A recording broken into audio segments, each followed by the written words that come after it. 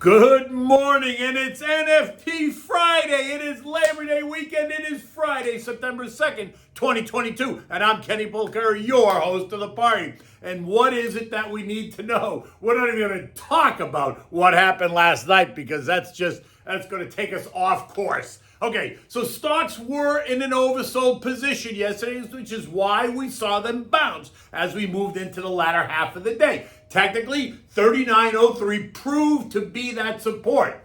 But don't be surprised if we test it again today and potentially fail. Oil bounces off of $85 as the Saudis once again talk about defending the price. And China, they shut down Chengdu, 21 million people, and now they threaten to do the same in Shenzhen. And it is Labor Day, and I've given you this recipe before, but it's a great recipe, and it's the short rib burgers. You can never go wrong with this dish. Okay, so stocks ended mixed yesterday, right? Big short-term oversold, which was a relief. The Dow rose 145 points, 0.5%. The S&P rose 12 points, 0.3%. The Transports added 53 or 0.5%. All while the NASDAQ gave up 31 points or 0.25%, and the Russell lost 22 points or over 1%.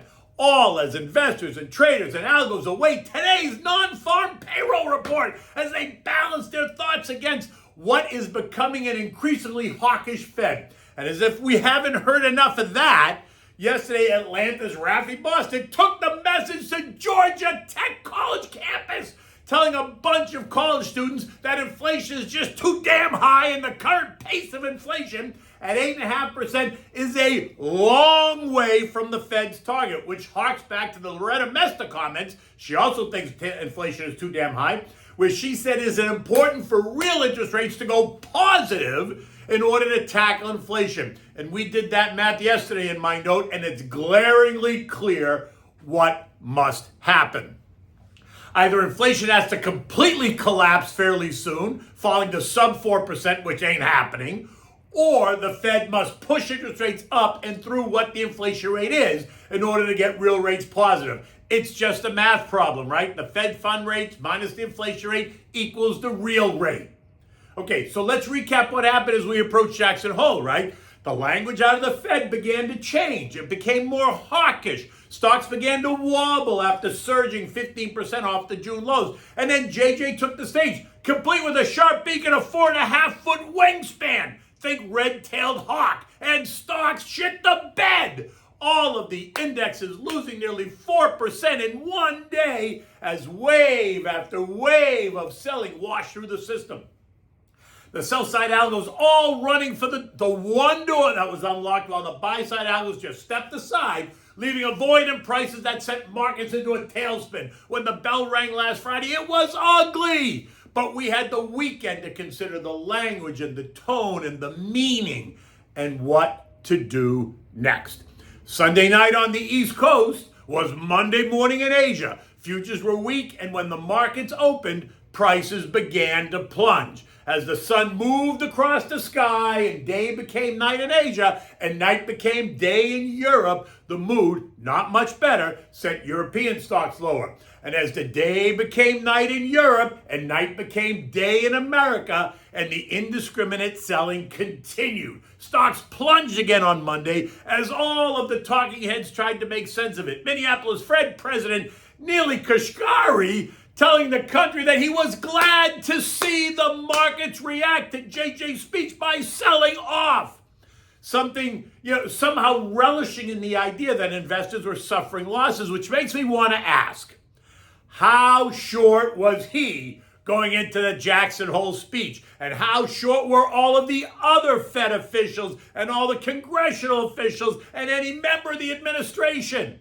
Right? That's a stat that I would love to see. Pull out their personal trading accounts. Let's see how they position themselves ahead of JJ's meeting. In any event, the selling continued into Tuesday and even Wednesday and even yesterday until it felt like the sellers had just become short-term exhausted. So now, technically speaking, what did we see? Well, look at what happened if you look at the chart, right? If you look at the chart of the S&P, and you drew a trend line from the June low of 36.50 and connected it to the July low of 37.21, Had you done that prior to yesterday, the line would have extended, and guess what? It would have gone right up this way, and you can draw it on the chart, and it would have landed right on yesterday's low at 39.03, where the S&P found support before rallying and closing higher at 39.66. So what does it mean? Well, in the short term, it does offer some relief. It offers some hope that maybe the hysteria was a bit overdone, or maybe it just slows down the next leg of the decline. Because history shows that a bear market typically takes about 32% off of the index. And we've not done that yet. In fact, if we were to take 32% off the index high in January, 48.05, we would have to see the S&P trade down to 32.67, right? 48.05 times 0.68 is 32.67, which means if it's true, we've got another 700 points to go. But don't be surprised if we see a couple of up days as a result of what happened yesterday, but I do not expect it to last once we get knee deep into September. But that's another story. This morning, it's all about the non-farm payroll report, and the expectation is for us to have created 300,000 new jobs. Or as I like to say, restored, because we're still restoring jobs lost from the shutdown. And there are many street analysts and strategists trying to tell us that if we get a weak report, that it's going to give the Fed a reason to pause. To which I'd say, don't go betting the ranch on that. If you think a weak NFP report is suddenly going to change a narrative that they have worked so hard to create, you better think again. I suppose if we saw a really negative print in job growth, that might cause some to at least have a conversation. But don't plan on that, because it's not going hugely negative at all. Might be weaker than expectation, not going hugely negative. Now, remember, Wednesday's ADP report was weaker than the expectation. They also expected 300,000 jobs, and we got 132,000. And the markets did what? They sold off. So now they want to make today's report the linchpin to what the Fed's good next move is? If the number is less than expected, the thinking goes that, well, the job market must be slowing, so that should take pressure off of wages and thus take pressure off of inflation, so JJ can pull back on this hawkishness. Not happening.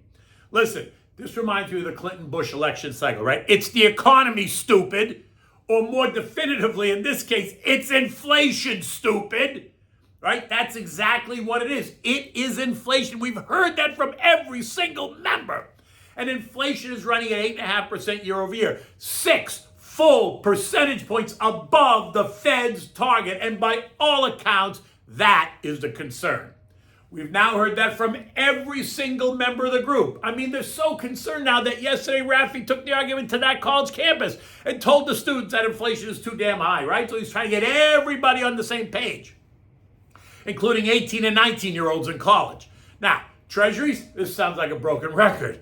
But remember, treasury yields are up and they remain inverted. And that historically produces a recession, one that I think has already begun, while others think it's still months away. But in any event, it makes no difference at all, because the majority of people do think it's inevitable. Whether it's already here, whether it's coming, it's inevitable, with the yield curve now inverted going on 11 weeks. 11 weeks we've had an inverted yield curve. Okay, oil, which has once again gotten slammed, did find support where? At $85. The exact same place it found support in early August when they tried to kill it the last time. The latest reason being the renewed lockdowns in China, over 100 cases of COVID in Chengdu. Shenzhen is next on the list. Rumors have it that there's 50 cases in Shenzhen, and Gigi's about to shut the whole place down. It's lunacy. But remember what happened then. Remember what the Saudis said. Well, guess what? They said it again yesterday. And for those of you who didn't hear it or choose not to hear it, let me say it again. The Saudis are willing to defend the price of oil. And $85 a barrel is where it seems they are willing to do it. I mean, you can see it in the headlines across the range of media outlets. CNBC splashes this headline across their homepage. Oil firms on bets OPEC Plus will talk up output cuts to stem sinking prices. Bloomberg runs with these two headlines. OPEC Plus is in the driver's seat again as market volatility and confusion mounts. And then they run with the next one, which is very interesting because it is actually so true. Oil risks manic Monday as OPEC Plus convenes. Why? Because they're meeting on Labor Day, which is Monday. So Monday could, in fact, become known as Manic Monday. And the next OPEC meeting is September 5th. I just said it. That's Labor Day for us. Market's going to be closed. We're going to be having the short rib burgers for lunch. And so, like I said, depending on what they say, it might just become Manic Monday if they choose to slash production, sending prices higher. Never mind that winter's coming to the Northern Hemisphere. In any case, OPEC Plus did slash its demand outlook, suggesting that demand is going to lag supply by 400,000 barrels a day in 2022 and by 300,000 barrels a day in 2023. And that will give them cover to cut production in order to balance out the supply-demand equation. Look, any talk of supply reduction will materially affect prices because inventories are at historically low levels globally, and there's this ongoing energy crunch in Europe, in case you forgot. This morning, West Texas Intermediate is up 2.2% or $2 a barrel at $88.50 a barrel. And gold, oh yes, it did. It tested $1,700 yesterday, just as I had expected, just as I was telling you. And it bounced again to end the day at $1,709. And this morning, it's up $7 at $1,716 an ounce and remains in the $1,700, $1,800 trading range. Right? So we got to just see what next couple of weeks brings. U.S. futures were trying to rally overnight, but as of early this morning, they've turned lower again. Dow futures down 30, S&P's down 5, the Nasdaq's down 45, the Russell's down 2. Now that could change. That could easily change at 8:30 depending on what the perception is, right? European stocks are all a bit higher, with the markets across the zone all up about 0.5 to 0.75%. Eco data reveals that the industrial Eurozone producer price growth was up again, rising 37.9% in July, up from 36% in June, well above the consensus of 38.5%, while producer prices rose 4% month over month, up sharply from June's 1.3%, suggesting that consumer prices are only going to go higher in Europe, and this is surely going to cement the ECB's move to raise rates by 75 basis points next week. The S&P closed last night at 39.66 after testing 39.03 as it flails around. Remember, the chart suggests 39.55 should be a place of support. It was not yesterday, but let's see what happens today. Remember, lots of people are out. The algos are in charge. And if we get an exaggerated up move today, expect that will correct itself next week when everyone is back. I still think we need to test lower. And while I think the June lows are the lows, it will depend upon the macro data in the weeks ahead. Remember, we're going to get another round of inflation data, right? The CPI and the PPI are due out on the 13th and 14th, which is ahead of the FOMC meeting. And while many expect them to show a bit more relief, myself included, this month, in September, I do suspect that it's going to show a little bit more relief. I think it rears its ugly head again in October and beyond, and that is why the Fed cannot change course. Mester and others have said a pivot is not in the cards, but hey, what do I know? Look, no one said this was going to be easy, but what you need to do is stay focused if you're a long-term investor. Don't start, try to time the market selling and buying and selling. It might get you nowhere, right? You build a cash position if you're patient.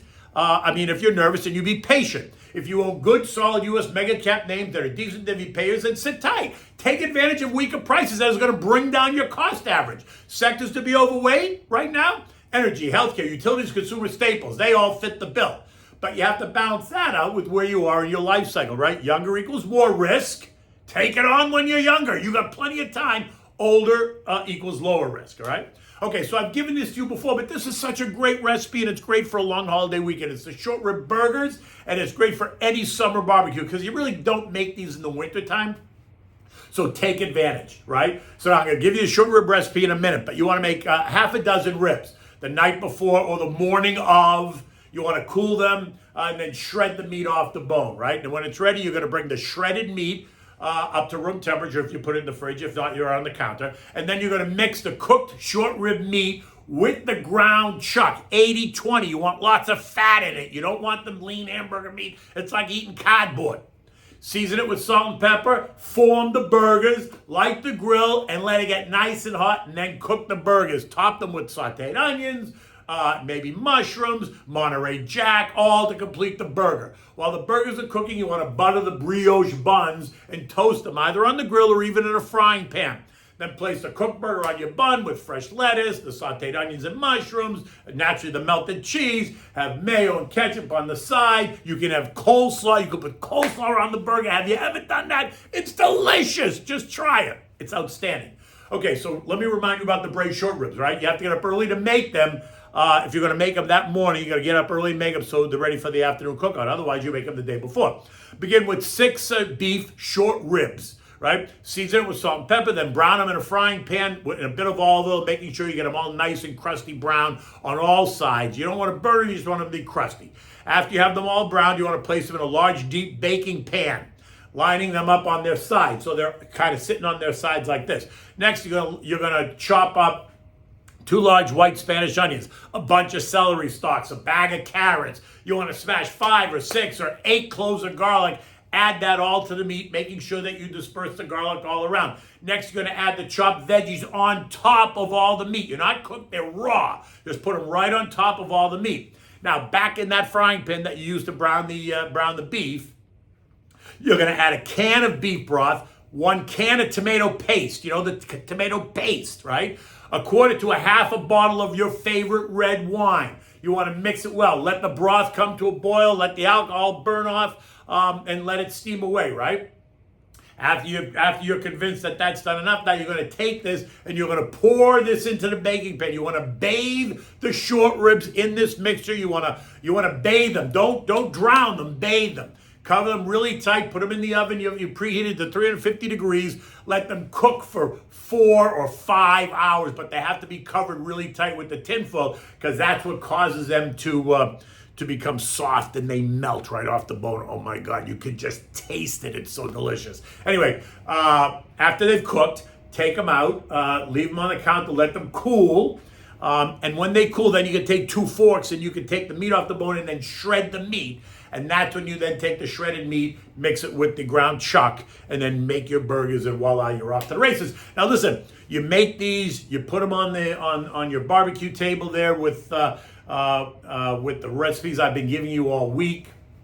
You're going to put some potato salad, macaroni salad. You're going to have these burgers. You're going to have maybe chicken, steak, whatever else you're going to have. But I think the weather is supposed to be nice. Those storms that were building off the coast of Florida are apparently they've veered right and they've gone north, but they're way out in the Atlantic. So it does not look like the coastline at all is going to get hit from Florida to Massachusetts. So it looks like we missed another one, but we still got a couple of months of the hurricane season. So keep tight. Anyway, have a great Labor Day weekend. Until Tuesday, take good care.